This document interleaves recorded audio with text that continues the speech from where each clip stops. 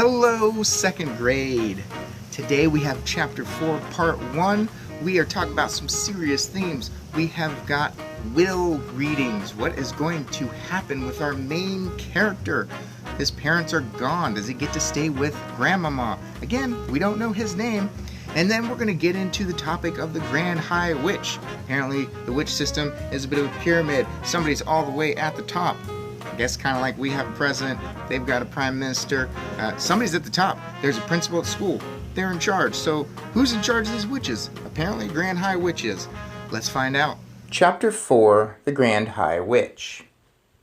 The next day, a man in a black suit arrived at the house carrying a briefcase, and he held a long conversation with my grandmother in the living room. I was not allowed in while he was there, but when at last he went away, my grandmother came in to me, walking very slowly and looking very sad. "That man was reading me your father's will," she said. "What is a will?" I asked her. "It is something you write before you die," she said. "And in it you say who is going to have your money and your property.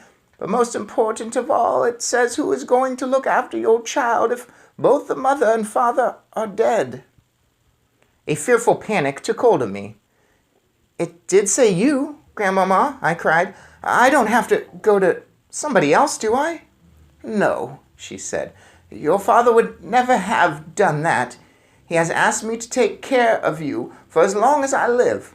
But he has also asked that I take you back to your own house in England. He wants us to stay there." "But why?" I said. "Why can't we stay here in Norway? You would hate to live anywhere else. You told me you would." "I know," she said, "but there are a lot of complications with money and with the house that you wouldn't understand. Also, it said in the will that although all your family is Norwegian, you were born in England and you have started your education there, and he wants you to continue going to English schools." "Oh, Grandmama," I cried, "you don't want to go and live in our English house. I know you don't." "Of course I don't," she said, "but I'm afraid I must. The will said that your mother felt the same way about it, and it is important to respect the wishes of the parents." There was no way out of it. We had to go to England, and my grandmother started making arrangements at once.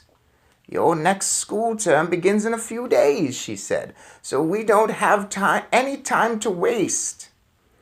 On the evening before we left for England, my grandmother got on to her favorite subject once again. "There are not as many witches in England as there are in Norway," she said. "I'm sure I won't meet one," I said. "I sincerely hope you won't," she said, "because those English witches are probably the most vicious in the whole world." As she sat there, smoking her foul cigar and talking away, I kept looking at the hand with the missing thumb. I couldn't help it. I was fascinated by it, and I kept wondering what awful things had happened that time when she had met a witch. It must have been something absolutely appalling and gruesome, otherwise she would have told me about it. Maybe the thumb had been twisted off, or perhaps she had been forced to jam her thumb down the spout of a boiling kettle until it was steamed away. Or did someone pull it out of her hand like a tooth? I couldn't help trying to guess. "Tell me what those English witches do, Grandmama," I said.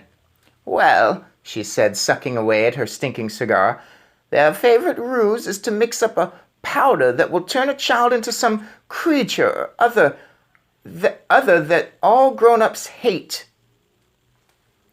"What sort of creature, Grandmama?" "Often it's a slug," she said. "A slug is one of their favorites.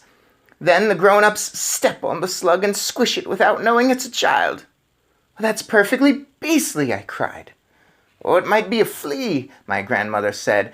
"They might turn you into a flea, and without realizing what she was doing, your own mother would get out the flea powder, and then it's goodbye you." "You're making me nervous, Grandmama. I don't think I want to go back to England." "I've known English witches," she went on, "who have turned children into pheasants and then sneaked the pheasants up into the woods the very day before the pheasant shooting season opened. Ouch, I said. So they get shot? Of course they get shot, she said, and then they get plucked and roasted and eaten for supper. I pictured myself as a pheasant flying frantically over the men with the guns, swerving and dipping as the guns exploded below me. Yes, my grandmother said, it gives the English witches great pleasure to stand back and watch the grown-ups doing away with their own children. I really don't want to go to England, Grandmama. And I don't blame him. I don't think I want to either. Those witches sound terrible. Of course you don't, she said. Nor do I, but I'm afraid we've got to.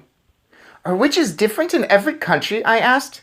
Oh, completely different, my grandmother said. But I don't know much about the other countries. Don't you even know about America? I asked. Not really, she answered, although I have heard it said that over there the witches are able to make the grown-ups eat their own children. Never, I cried. Oh no, Grandmama, that couldn't be true. Gosh, I hope that's not true. Yikes. I don't know whether it's true or not, she said. It's only a rumor I've heard. But how could they possibly make them eat their own children? I asked. Oh, by turning them into hot dogs, she said. That wouldn't be too difficult for a clever witch. Does every single country in the world have its witches? I asked. Man, a hot dog, oh gosh, that wouldn't be good. Wherever you find people, you find witches, my grandmother said. There is a secret society of witches in every country. And do they all know one another, Grandmama? They do not, she said. A witch only knows the witches in her own country. She is strictly forbidden to communicate with any foreign witches. Foreign, that means from another country, I guess. But an English witch, for example, will know all the other witches in England. They're all friends. They ring each other up. They swap deadly recipes. Goodness knows what else they talk about. I hate to think. I sat on the floor watching my grandmother. She put her cigar stub in the ashtray and folded her hands across her stomach. Once a year, she went on, the witches of each separate country hold their own secret meeting. They all get together in one place to receive a lecture from the grand high witch of all the world. From who? I cried. She is the ruler of them all, my grandmother said. She is all-powerful. She is without mercy. All other witches are petrified of her. They see her only once a year at their annual meeting. She goes there to whip up excitement and enthusiasm and to give orders. The Grand High Witch travels from country to country attending these annual meetings. Where do they have these meetings, Grandmama? Oh, there are all sorts of rumors, my grandmother answered. I have heard it said that they just book into a hotel like any other group of women who are holding a meeting. That right there sounds like foreshadowing. I think the author is telling us what may be coming. Keep that in mind. I have also heard it said that some very peculiar things go on in the hotels they stay in. It is rumored that the beds are never slept in, that there are burn marks on the bedroom carpets, and toads are discovered in the bathtubs, and that down in the kitchen the cook once found a baby crocodile swimming in his saucepan of soup. My grandmother picked up her cigar and took another puff, inhaling the foul smoke deeply into her lungs.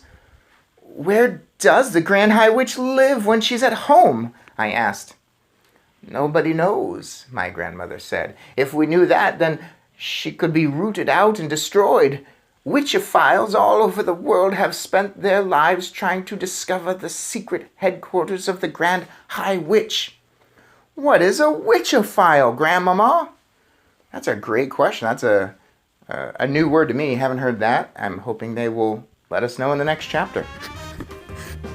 Ooh, that got gruesome pretty quick. Those witches are doing away with kids in some pretty terrible ways, turning them into things that we eat or hunt, something like that. Why is it that these witches hate kids? What's going on? Why is that? What is happening here? So we've got more tales. We found out that we've got to move back home to England. Not super happy about that. Want to stay in Norway, but it looks like we've got to go to England now. But Grandma gets to come too, so That's good, right? Find out that there's witches all over the place. We've got American witches, we've got British witches, we've got Norwegian witches.